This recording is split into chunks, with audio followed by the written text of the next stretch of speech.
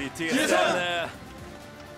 Have to be feeling nervous on the route to a potential another quarterfinal exit here as Echofox are one win away from earning their spot in the semifinals at the Oakland Arena. And TSM, once again, we heard it from the desk, they have selected red side. So there hasn't been any changes in terms of which side the teams are playing on. Fox, 4 games in a row on blue.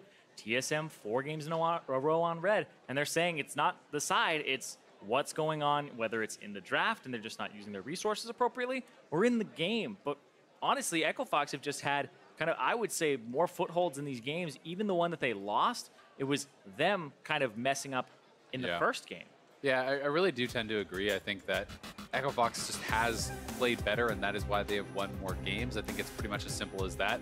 I do agree, though, with some of the things that Des was talking about as far as you need to get good counters on the red side. If you are not getting strong counters, if you're not winning with those lanes, then simply, even if that's not the reason you are losing, it is a reason you are losing, and that you are not getting any advantage from picking red side, right? You know, a Blind is here, and a Gnar that is losing lane to a Rumble is not an effective use of counter picks. Yeah, absolutely. The Gnar is the one that jumps up to me because banning away both of the mid laners, the Zillion, and I believe it was also the Syndra, and then picking the Azir. Sure, you're trying to pinch that mid pool, but then he gets to go ahead and counter pick the Ahri. Sure, it wasn't great for Damonte, but the Gnar, instead of having bans towards the carry champions of Rumble, meant that the compositions against each other just really kind of favored Echofox. Yeah, and the fact that Dardoch, who I think is the biggest skill disparity in Echofox's favor as far as these two teams go, he gets the advantageous jungle matchup.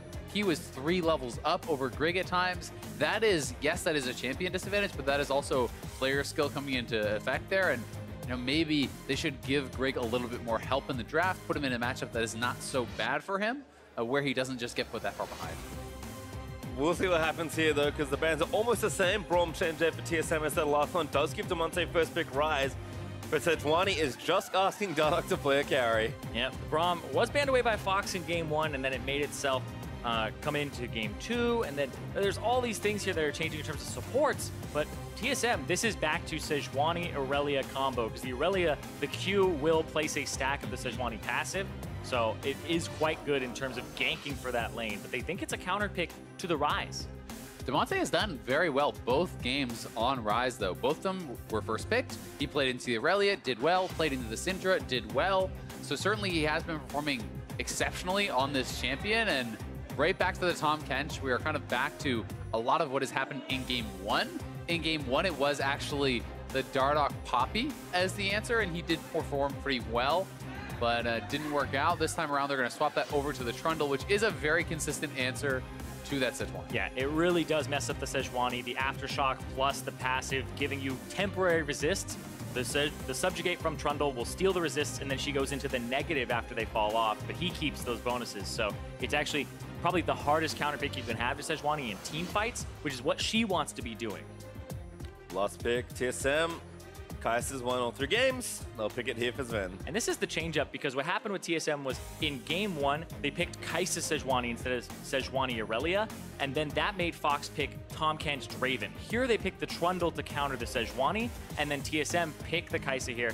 Probably ban Draven. Yeah, that's the question. Do you ban out the Draven? If you don't, then you're basically just running back the first draft with, you know, Poppy change out for a Trundle. So Draven does get banned, but this also leaves up more carry top laners for Huni, which is something you had talked about, Zyrene, and you know, one of the issues you felt there was with the draft, because Huni had performed very well, and typically that's kind of his comfort, is things like GP and the Rumble and these sorts of champions is really in his wheelhouse. Yeah, and having that type of champion where now you can't ban out both of them, do you ban out any of them, or do you just tax lost champion pool, put Hauntzer on a champion that's going to be pretty neutral in the top lane, maybe a tank to support this front lineup that they have? There's the Cho'Gath ban from Fox, which is really interesting. It is. So they actually want a carry versus carry, and that does kind of lend itself to thinking Hauntzer is going to last pick. So if you actually pick your support here and then last pick Hauntzer, and you put Huni on a carry, and then you say Hauntzer, all right, slam him in a carry versus carry, get that last pick counter pick, and see what you can get done. Another support ban there though for Fox. So again, trying to make sure that whatever they end up with in bottom lane is a winning 2v2. Yeah, Morgana jumps to mind, and then also potentially, there are some Threshes, but I would say Morgana, Pike are the two that really jump out to me in this draft that are left available and would be decent into the Tahm Kench. Yeah, I think Morgana, if you're wanting to win lane, is really strong. And this is very interesting. So they ban out the Cho'Gath and they actually pick the Rumble, so taking that away from Huni. And Rumble is considered very good into GP generally, so I'm not sure that Huni would want to play this. I have seen people make it through laning phase by rushing a Cowl and going early Spirit Visage and this sort of thing. I believe we saw it actually in Licorice versus Someday, I believe, earlier in the split. So we have seen it a couple times. Not sure if Huni's going to want to go for that matchup. Yeah, the matchups into Rumble are always really volatile. You can go for the Gnar here and have a matchup that you should be winning. You can go for Riven and really hard counter him, or Yasuo, because you just punish him all throughout the lane phase and have more mobility so that if you have any sort of small advantage over him, the Rumble can't escape you. I also really like the Ashe here. When there is not a top lane tank, there is only one person that really wants to get hit by that arrow. No way. If he does it, this would be insane. There's no way. Oh, he does it! Match point for Echo Fox. Huni says he's gonna lock it in. Lucian top. He is either a hero or a zero after this game. There is no in between for Huni. And Nami would be another huge lane-focused pick if they want to go for it. I mean, this is insane. If you lock in the Nami, again, there are 4 big targets for that Ashe arrow. I think we're going to get it. They are going all in on this lane-focused 2v2. Kai'Sa and Nami should be very heavily favored against this Tahm Kench. Tahm Kench should not be able to do almost anything in this 2v2. At the same time, though, Huni going ultra aggressive, wants to slam this top lane. This is insane. 2.5 years ago, Huni played top lane Lucian into TSM, into Hauntzer, who counterpicked it with Maokai, and it has been one of the biggest stains on his career. They're putting the Rise top, perhaps. And that's kind of the pivot, is potentially it's Damonte mid up against the Aurelia on it, but they have until 20 seconds to swap it. I am very interested to see. It looks like it's going to stay. So it is actually Rise top into the Rumble. All right. And it is going to be Lucian into the Aurelia, which I can see as something because you have that range advantage. You could bully early, but I don't know if that's a good matchup for Damonte. Yeah. If Damonte messes up at all, he is going to get all in time and time and time again. And Bjergsen could slam that matchup. Bjergsen is going Ignite. He wants to destroy Damonte and carry his team into a 5th and final game. This one is going to be explosive. And Damonte has to play defensively. Cleanse has to come out because he's up against the Sejuani. You have to pay the Sejuani Cleanse tax in the mid lane so you don't get ultimate thrown at you. You don't get locked up by Bjergsen. And so he's not going to have an aggressive summoner spell. This is just a crazy game coming out here. We get the Nami from Mithy, so lane focused there with this pick. We get Lucian mid, Rise top. This is carries across the map.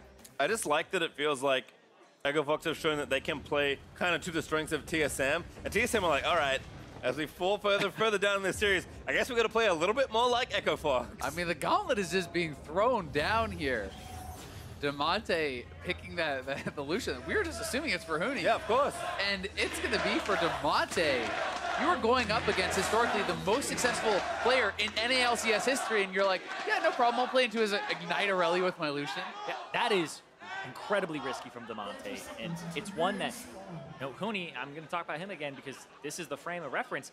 He has taken these risks before, and they have blown up in his face, and once again now, his team, Damonte here playing the Lucian into it.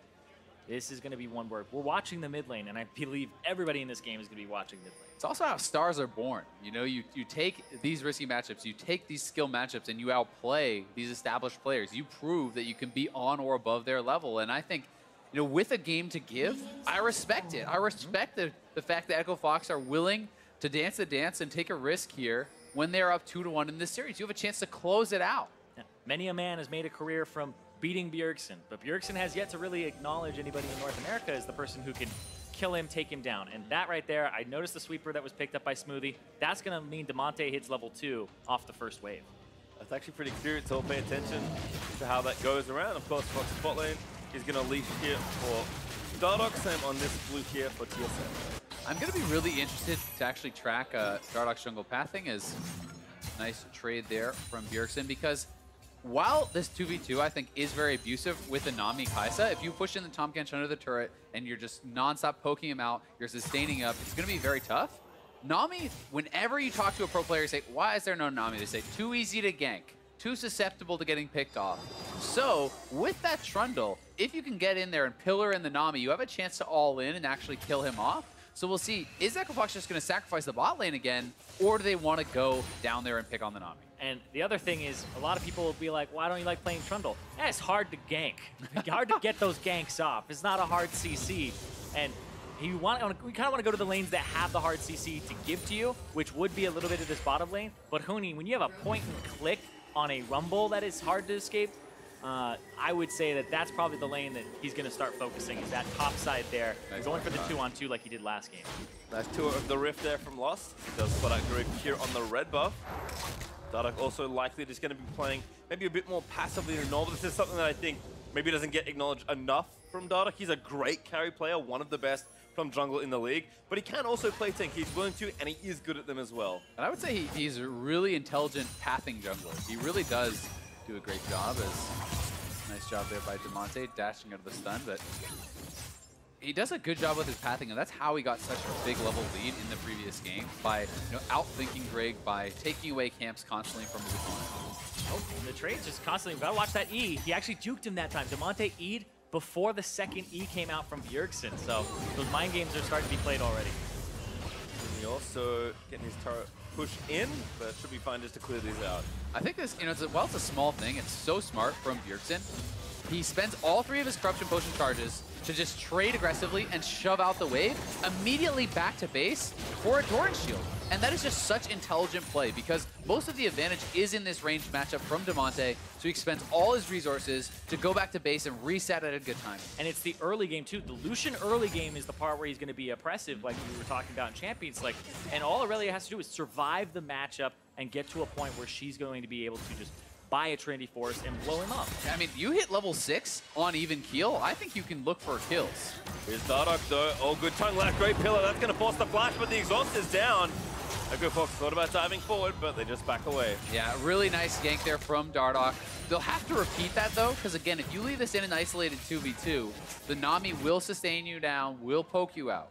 And the Nami is just going to bring a lot to the table here in terms of just making sure they can't just... You pick the losing matchup, or you got counter pick, and so you kind of do damage control here. Granted, it's 2 range, but the Tahm Kench plus the Ashe outranging the Kaisa is the big thing where you can't really counter damage there. So the Nami is just good to neutralize it, but also you're still losing the wave. Once again with another juke out of a stun, gets a really nice trade actually, despite still waiting to get to level 5. Greg, no thanks to pressure by Bjergsen. He's going to steal away that Raptor camp, so it does take that away from Dardoch. And this looks like it's not Damonte's first rodeo. He's actually CSing under turret quite well on the Lucian, and sometimes those double shots go off when you don't want them to, so full control of it from what I saw. Yeah, definitely doing a nice job there, but at the same time, Bjergsen sticking with his game plan. Expend all the Corruption Potion charges, shove in your opponent, spam out those spells, back to base, buy, move back out. Yeah. He is not allowing Damonte to really exploit him in these early levels. Yeah, he's just making it so that he's going to use those Corrupting Potions as a resource, and his HP as a resource to shove the wave, and don't stay in lane with low HP or no potions, so he just keeps going back and refilling it. He's gotten so much value out of this Corrupting Potion already. Yeah. It has paid for itself almost twice, yeah. Sven though is going to take a recall and likely TP back here to the bot side. Picks up 2 longswords and a dagger. Storm Razor. Ooh, look at the mid. He doesn't quite grab that tongue lash. Wave pushing towards Fox. They feel pretty comfy here. Again, using that range advantage to try and abuse as Greek does come down here to look for a gank.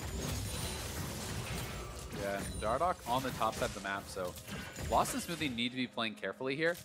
And what I think really the kind of win condition here for Echofox in their bottom lane is now that you have gotten a little bit of pressure from that gank, you can wait till 6 or wait till your jungler comes, and then you have to look for an all-in. You can't take these short trades because Nami always switches back up. Yeah, and I think TSM are giving a little bit too much of a tell here. That's Mithy throwing out a bubble, which you don't normally do on Nami willy-nilly. Even when you're going for aggressive trades, if you fish for a bubble and you miss it, you have no more pressure. So that was one where it looked like Fox said, okay, that was strange, and they didn't punish the thrown out bubble. TSM is moving up here though. Echofox should back off. Yeah, they're trying to get this pretty quickly, but TSM's bot lane going to roam up. That means Grig is able to secure the Scuttle Crab. Doesn't go with Echo Fox too much here. Is Huni going to chase down Haunter, who did finally take the recall, but he had to use his TP and only has mana crystals really to speak of. Yeah, it's still going to give him damage though as the Rise. He's denying Haunter getting to the minion wave too. Haunter's actually lost one creep so far, but it's getting stacked against him, and now Dardoch's on the opposite side, so there really isn't a capitalization here. Yeah, it's going to be interesting to see how this actually plays out. As Grig comes up to the top lane, there's certainly potential to look for an all-in here on Huni. But look at his experience bar. He's almost 6. If he soaks 1 or 2 creeps, he's going to have level 6 as this gank happens. Haunter 6 now as well, so is Huni. There's the flash. Huni, does he know how to get out of this one? There it is. And get out of the way with the ult. Not quite enough for a stun. Very well played from Huni, and now Dardoch back to the bottom side. Sven has no flash. He's level 6. He just uses it immediately on Sven. Good flash through the bubble. Damonte over the top as well. And there's the mid lane grabbing first blood. So well done. Repeat gank on the flash. They can now get this first turret potentially here. The next wave's coming in, so they will get it. Great roam from Damonte and Dardoch. Infernal up as well, so a lot to choose from here for Echo Fox. Looks like Lost and Smoothie will stick around to take the turret. The blue buff goes to Damonte as well. And so Bjergsen's been surviving that mid lane matchup with constant backs. Damonte is now thriving in it from going to other lanes. Sure, he's not going to beat up Bjergsen because he keeps avoiding him. He's going to go to other lanes alongside Dardoch, repeating that game. TSM is rushing down here. There's actually going to TP in. We'll see if Dardoch can get this and get out. Does Smoothie have smite? No, it doesn't matter. Dardoch able to get it. Smoothie is going to devour him. Flashes out of the way. Arrow from Lost prevents Greek from coming in, and they steal the Drake and get out of there. And that's perfect for Echo Fox. They get the Infernal, they get out, and they got the teleport to boot, which means that Haunter, he's going to have to stay in that top lane. Yeah, and here it is one more time. They know Sven has no flash. Dardoch flashes over the bubble in front of him. Damonte comes in. Easy first blood. They get the Infernal to follow that up. They get the TP and ultimate out of Rumble as well. So that is so big. Buying that time for Huni and really kind of getting away with everything. Yeah, and in that Acer Predator replay, you saw that Dardoch, we said, man, this guy likes playing tanks. He's still playing it like a carry, aggressive. Flashes, gets the Q off, gets the slow. They don't get the bottom turret just yet. That tier 1 is still standing, but the Infernal was the bigger prize there. Well, pretty greedy play from Echo Fox, but for once, it does not come back to bite them. Up a decent amount of gold with that first Infernal is nice. TSM have kind of had the run of the Drake through most of this as Damonte continuing to just frustrate Bjergsen, who's trying again to play aggressive and get out on the map.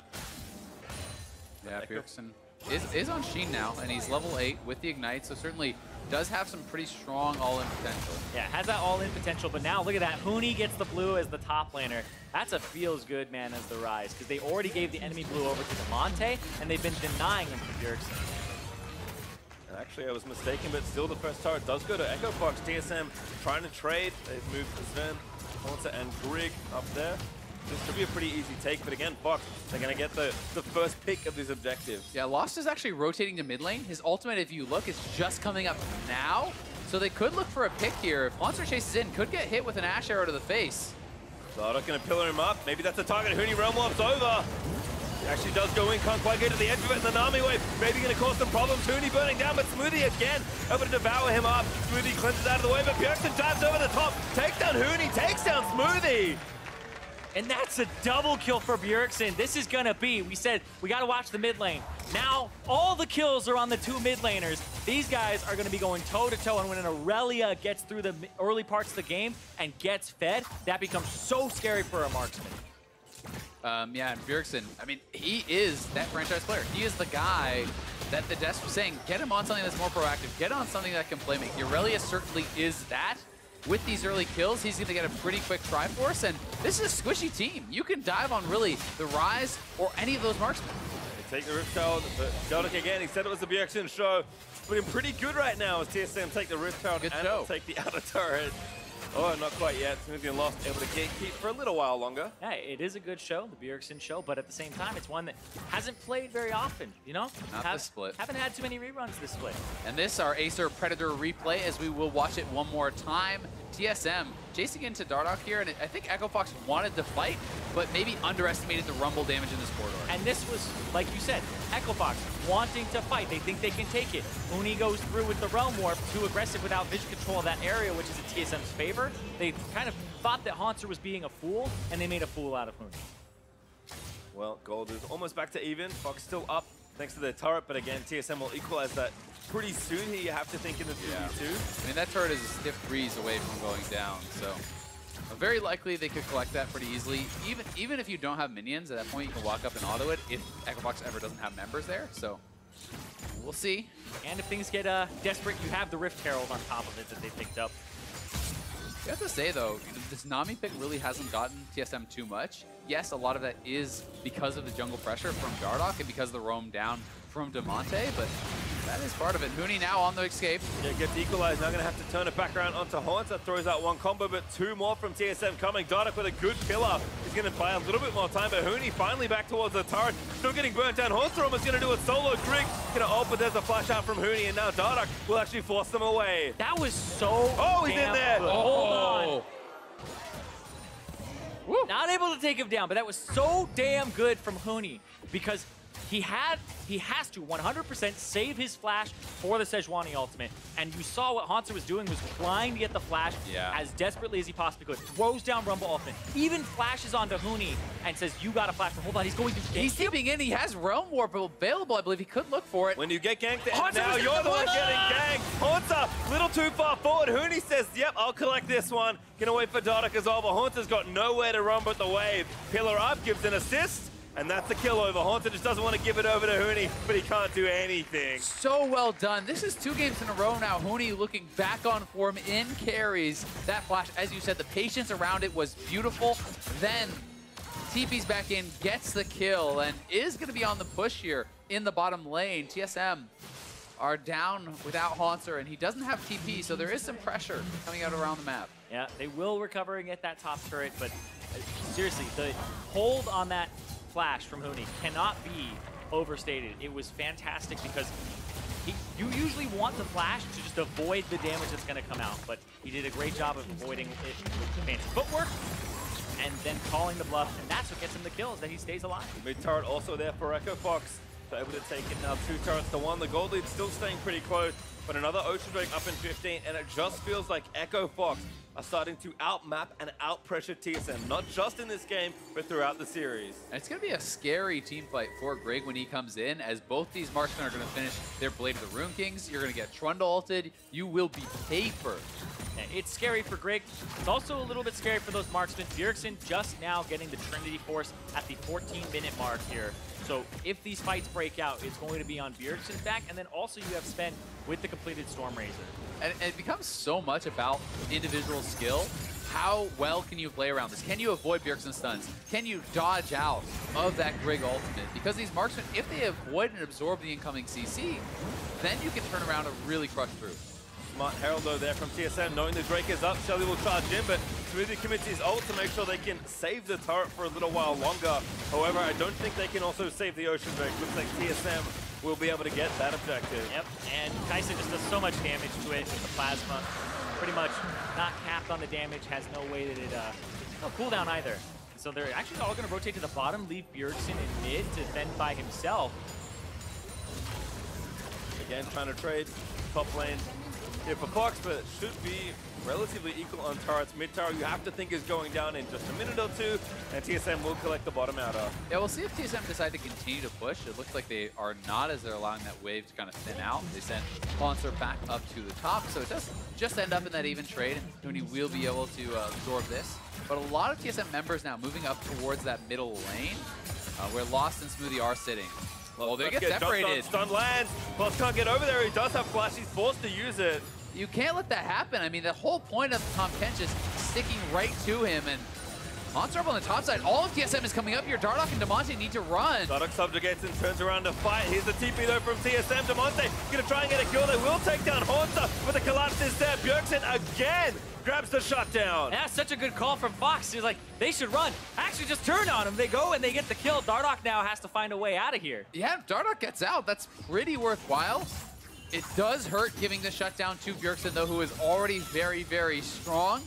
Either way, a good response in a tough situation here for EchoFox. It's still the best of the bad, right? Yeah. This is where it looks like you're just going to get slowed. This entire team's going to come up and massacre you, and they have to go now, because otherwise the Nami gets in there, the Nami gets the heal off in time, the Nami gets to help him out and get the wave across. So that was a really good call from Echo Fox to counter the aggression with aggression. And they got the TP out from Sven, but here it is looking one more time. Bjergsen Lost again, again. another good flank. There's the flash devour. Smoothie gonna try and split Lost out somewhere safe. He may be dead as a result of it. Lost, arrows back around. Grig, he's taking the turret. Smoothie pops a grey help. Grig goes down. Fox turn it around again. And Smoothie saving Lost, being right in front, and then the counter from Lost. He said, you scratch my back, I scratch yours. The arrow to make sure he doesn't die and he keeps his support alive. Yeah, so well done there from Smoothie. Buying a lot of time, waiting the maximum amount of time before he actually spat him out, giving him a lot of distance, and then using the gray health once it was essentially fully stacked up there.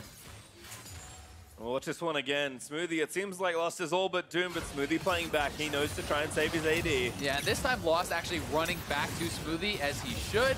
The arrow buys some time. Smoothie able to survive long enough for the gray health to come out, and the damage just gets straight up turned around. And that was perfectly played there from that duo, and you can see Devontae is like, Well, let's go, because they are on match point. They are about to take TSM out of the playoffs again. And what world are we in where TSM picked the Fox comp, Fox play reactive, and they continually punish TSM Fox, showing so many looks in just 3, now 4 games. And like you said, they're about at the precipice, about to push TSM off that cliff, and once again in a quarterfinal exit. TSM, though, certainly still are going to have their opportunities here. Rumble plus Aurelia, so much Demonte's insane. He dives in, he almost gets Mithy, but he is going to be forfeit, I believe. No, Smoothie able to save him time and time again on the Tom. Dardock pops the watch. He's subjugated as well, so I think he may be able to get out of there. The Kaisa trying to land in shots, but Dardock able to flash out in the last second, and Sven, he knows he can't go too far forward. Oh, does he? Yeah, Oh, and he he has has ulti, the he has ult. ulti. Not in range, I don't think, with the just the rank 1 ultimate there. Looked like he probably was not in range. And Huni trying to dive Haunter at the same time here. Madness across the map as TSM, though, come out on top with the HP damage. They are pushing. And that is huge. Sven also, he wanted to commit to it. He flashed to try and R off of that W, but he wasn't in range because the Trundle pillar. Huni again finds another target. Grig, though, is going to be saved by the rest of his teammates. But now Huni, he's the one pressuring. Haunts it in the 1v1, where earlier it was the other way around. He's up in CS, he's up in pressure. Fox, it just feels like they can do no wrong. Yeah, and I mean, he's actually absorbing that pressure without dying, right? This is what has been missing for Huni for a while, and it feels like he really is stepping up in these big moments. But for TSM, you still have good engage. You still have tons of damage to get back and soften up those marksmen and give the opportunity for Bjergsen, your star, your Fed member, to dive in and clean up a fight. And it's going to be a lot on the shoulders of Bjergsen here. Yeah, but you remember even just a week ago, the Akali was busted out, and then Bjergsen, it was 100% the Bjergsen show. But right here, this was the start off where Demonte went forward, tried to kill Mithy off of this, gets knocked out, almost gets it, the heal saving Mithy there, and then even though Tom's Kench is nerfed, it doesn't matter. You get one. You save your boy, you save Demonte, and hold on, that's not gonna save him. Dardock, though, looking to try and burn it down. Bjergsen will be forfeit. Shutdown goal to Dardock. It is the shutdown, but 1v2, Bjergsen comes up with the kill. Echo Fox looking like they want to head over towards Baron. We'll see if they're going to start it up here. They've been Maybe so go right back to mid. They've been so confident in their objective calls all series long. But Mithy goes over. Fox again just regroup, push the mid back out. They've been confident in their objective calls to the point where TSM are not confident if Echo Fox is actually starting the Baron or not, because they've actually slipped a lot of Baron. Arrow's lost with the setup by Dardock. He's forced the killer instinct away. The Mikhail's so big there from Mithy. He rushed it for that very reason.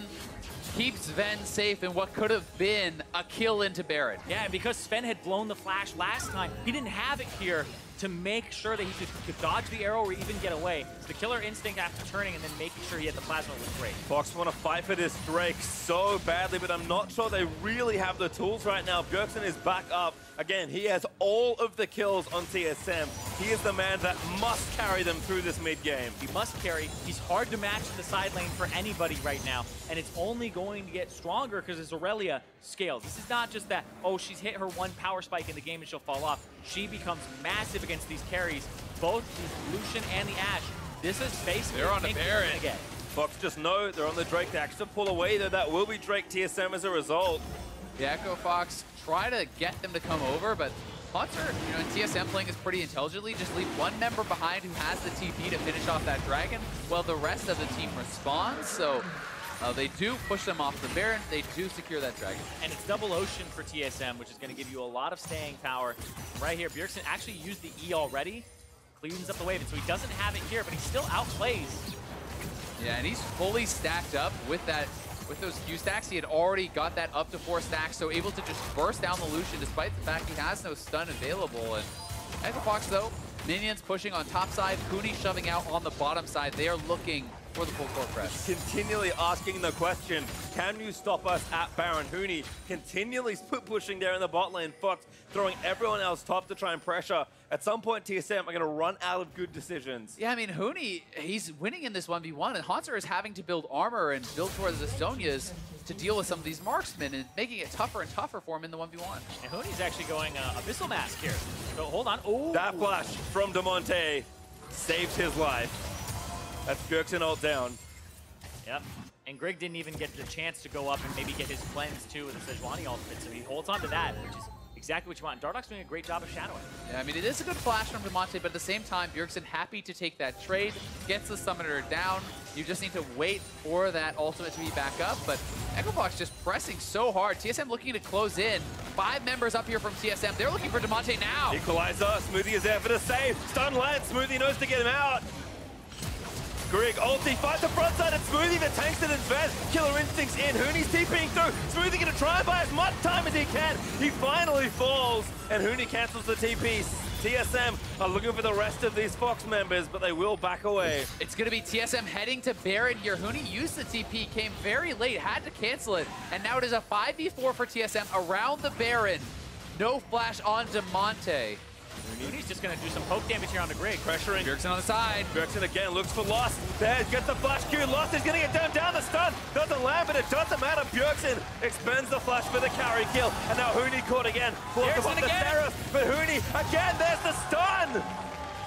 And TSM are back in this game. They're going to get this Baron here, pending a potential steal, but Dardoch's not going to risk that. TSM are going to even it up, and this series has been so close. Yeah, such a big set of plays there for TSM. Bjergsen burning the flash from Damonte in that side lane. That prompts the all-in. They go for it, and they chase down Echofox as Huni was splitting, and yes, they get a tier 2, but this may be Damonte dying now, too. Yeah, Bjergsen finds the wolf, looks for the stun. Damonte, he needs to play mind games. He doesn't get it. He's over the wall. Smoothie, again, trying to save Private. Damonte gets this on Bjergsen. Too much damage. This is another vintage Bjergsen game in a season just full of clouds for TSM. They finally part, and the star once again comes out, and Bjergsen is playing out of his mind. He's just refusing to lose. Throws down the stun. Flash Q to place the stun further behind, so no way out for Lost. He has to dodge into the blue pit, and then wrapping around onto Huni. Another stun lands there for Bjergsen. So nicely done. Yeah, 6-1-1. He has only missed out on a single kill. When you hear TSM, when you hear Team Solo Mid, you think of this type of performance from Bjergsen. The 5-time NALCS winner for a reason. With almost 100% KP here on the Aurelia, looking to carry TSM to a 5th game. And Fox, they're just feeling so much pressure now. And he has bought so much time for Sven. Bjergsen has had to do a lot of the heavy lifting, but soon you're going to have a Kaisa on 3 items. And this guy is going to really become a monster in those team fights as we have seen before. Well, wave switch here, Huni. There's still 2 minutes left of Baron for Fox to try and play against, and it is Bjergsen getting the mid wave going on this Aurelia. No real way to challenge here for Fox. I think they must concede these tier 2 turrets. Yeah, it would have to be Huni with the wave clear, because otherwise it's just these marksmen. And remember, this Aurelia was locked in. They threw down the Lucian as the counter pick here in mid lane, thinking it would work, and Bjergsen was able to find 2 kills outside of the lane. He's been able to pick on Damonte the whole time, even though Damonte got the first blood. Fox, though, they're trying, always looking for a fight, even when the situation looks like this. Gold is still close, but again, the Baron is just giving that advantage to TSM. Gold is close, and you have the Infernal and Echofox, so the right fight can be a win for them, but they have to play this intelligently. They want that Baron buff to expire before they really commit to anything. Still a minute 15 till that is. That's also perfect timing with the Infernal Drake. Bjergsen again fishes forward, zones away as he moves out the stuns. And this next Infernal could be where a lot of the game is decided. fighting around that could be huge for both these teams. Chock full of damage. Bjergsen being patient, Griggs on the front line, tanks up some of Huni's damage, then turning it back around, blasts Huni for about 40% of his HP. And it's hard to appreciate because the double Ocean Drake for TSM just means that even if you kind of counter damage here, they're just going to heal it up. 45 seconds on this Baron, they'll get one more wave, walk it in. 2 more actually, this one plus the next one for a little bit. Huni back, full mana pool, Griggs with the dive, they find the front line. But again, folks, they're going to turn around. Horton with an equalizer that maybe puts TSM all the way in. Bjergsen, he is dancing around the Echo Fox carries. TSM put all the way in. Huni just buying time as Bjergsen, he lines up the Quadra. It's a Quadra for Bjergsen. He is feeling it, taunting onto Huni in that Zhonya's Hourglass. Give me the assassin, give me the carry, give me the kills, and give me game number 5. Bjergsen will push TSM to where he always has, the pentakill, and the chance for another finals appearance. 2 wins for TSM, make it 2 pentakills. What a carry performance here from the mid lane superstar. Counter-picked in draft, roams, gets himself kills, ends 11-1-1. You can't ask for a better performance than that from Bjergsen. And TSM, they hold firm in what looked like a ton of Echo Fox pressure. Echo Fox again were looking good around the map, finding picks, playing the same aggressive style. And TSM this time, they matched that and just played it better. They really did, and so much came down to that one decisive fight in the top lane. TSM finding Damonte without that flash, chasing down Echo Fox, getting multiple kills, getting that Baron. They closed out what was a dead even game on their first Baron without any of the tier 2s. I don't even think were down before that. Yeah, I don't think so either. It was so decisive. It's so difficult once the Lucian gets behind to do much in that game and affect it. So the Aurelia just got hyperscaling, and it really was the Bjergsen show. Aptly put by Dardoch earlier. We cannot ask for much more, but we are going to get one more game. So with their backs against the wall, TSM have tied up the series. And now for more insight on how it was done, we're going to send it back to the analysts. Thank you very much, gentlemen. We were at match point for Echo Fox, but TSM not ready to go. So they push us to a game 5. And Meteos, I come to you first. Has science gone too far with this Echo Fox draft? I think it has. The Lucian mid last pick, I think, really surprised everyone, maybe even the rest of the Echo Fox team. Not sure what that was. Yeah, I like the idea of the flex the rise top we were talking about. I like that. I like the rise top. We talk about things you can do against Rumble. That is one of them. Not sure you want to build Abyssal Mask with the low range of that aura compared to Rise's ranges. Right, so the biggest thing that stood out to me this game as far as draft and builds go was Echo Fox picked a draft where Rise is your only source of magic damage, and Rise didn't build any flat penetration. No Sork Boots, no Oblivion Orb, and he went for Abyssal Mask, which that used to be an acceptable item on Rise, but now the aura is so small, it's about 300 range, which is just outside of melee. So unless you're planning on standing on top of the enemy team, which I don't think you want to be on top of an Aurelia, it just doesn't really do anything. Plus, there's no other AP to buff. And I want to look at Dardoch in this draft because we talked about a lot of the possibilities after Game 3 and what TSM would have to do. And I put a lot of emphasis on Kindred. Yeah. Because I thought Dardoch was carrying the team on Kindred. There's now been 2 instances where TSM has picked Sejuani with Kindred open and Dardoch hasn't taken it. I wouldn't have been surprised if Echo Fox first picked Kindred because of how much he was feeling it. Like, yes, Sejuani can be pretty good against Kindred, but I think if they run this draft back, that Trundle turns into a Kindred and the game is different. Yeah. Okay. I mean, there's also the flip side for TSM. We've been talking about it all. The blind Rumble takeaway was something where it kind of felt like, well, this beat us, and we don't know what to do with it. We'll grab that. And then they rounded out with Nami as the last pick, which all of us were kind of concerned about. We knew it was more of a bridge Nami, like to get the Kai'Sa through the laning phase. Right. And it ended up working out, but it didn't come without some risk. I like the Nami, actually. I like the how you lanes to throw stay. your hand up off air. Well, Meteos hates the champion. I'm like, I think it'll be all right. Okay, I think it'll sustain. what did Nami do? It healed. Okay. They got dove. You just saw that. I feel like Once, the Nami was... all the tank supports were banned. Look, bubble. I would take Blitzcrank before I would take Nami. Interesting. I think it's another bubble. I actually think Mithy played the Nami pretty well, as much as we're kind of about it. I have nothing against Smithy's performance on Nami. I think he played Nami well, but You're still I'm not not a big considered the Nami optimal pick. I do think one thing that we need to point out, though, is that we were asking for Bjergsen to go back onto a pick with more agency. And once again, the Aurelia coming out, yes, he picked up some early gold with an early double kill, but that really allowed him to start making plays.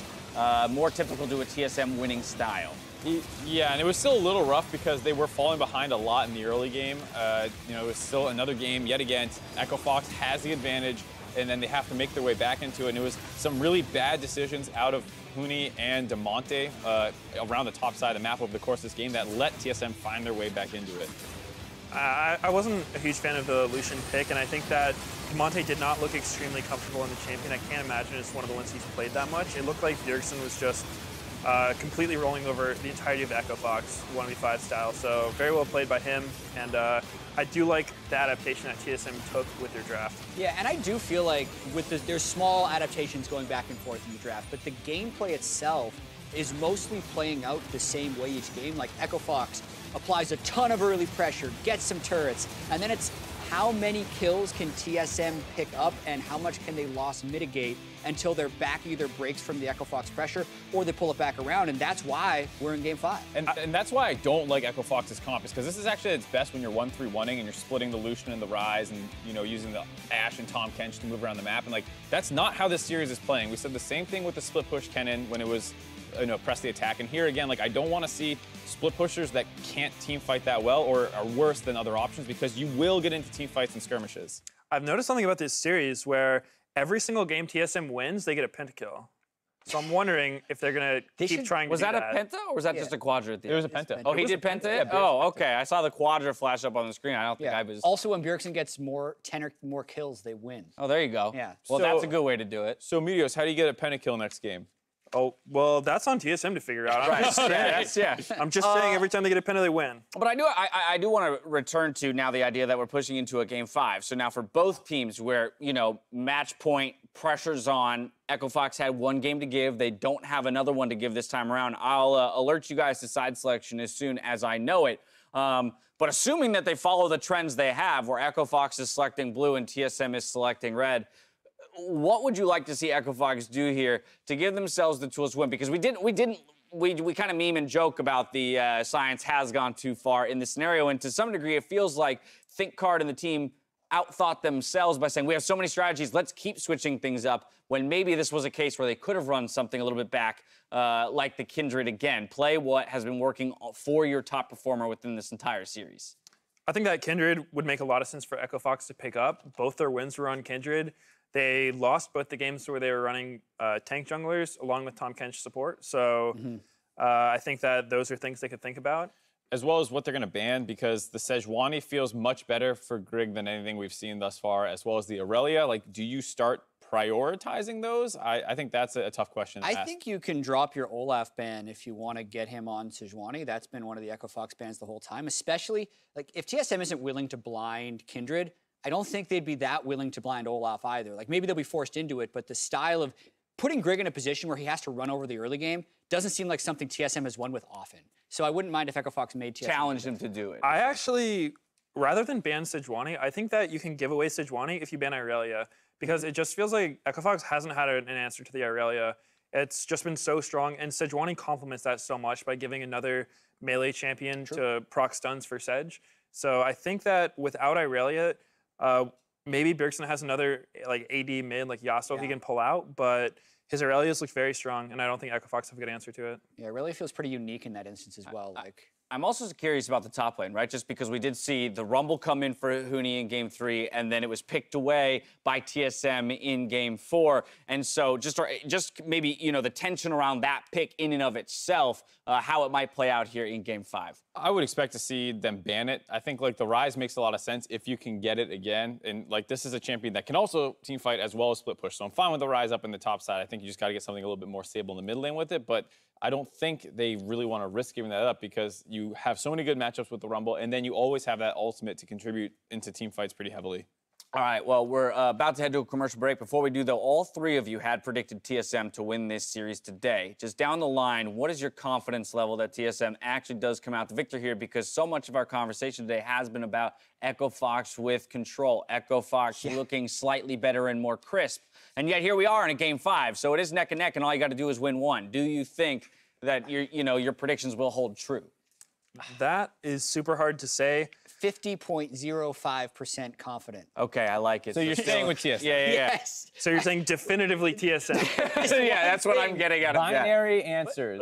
There's one thing about Game 5s as well, is they're unlike any other game in the fact that it's an elimination or a clinching game for either team. And technically, TSM has a lot more, they should have a lot more of a veteran presence. And that's interesting because it can cut both ways, right? There's more pressure since you're supposed to win as veterans, but if you have experience being in that environment before, it can help you. Well, Meteos was the only one to call the 3-2. You got a last point here? Staying with TSM is, all right, Echo Fox. 1, 3, and 5. They're going to win game 5 as well. Okay, so you're actually, I mean, we're not So you're counting switching. this an I'm actual switching. I meant flip-flop, six. but yeah, yeah. exactly. Well, there you have it. We're going to a Fun. Game 5. Find out who's going to Oakland after the break. Don't touch that browser. I'm predicting after I see the result. What you can't.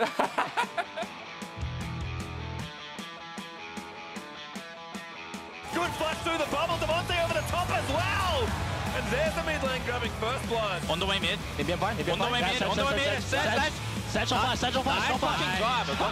Gets the flash Q lost. He's going to get down the stun. Doesn't land, but it doesn't matter. Bjergsen expends the flash for the carry kill. And now Huni caught again. Blocked him off the terrace. But Huni, again, there's the stun. Nice. I did faker. It's actually crazy.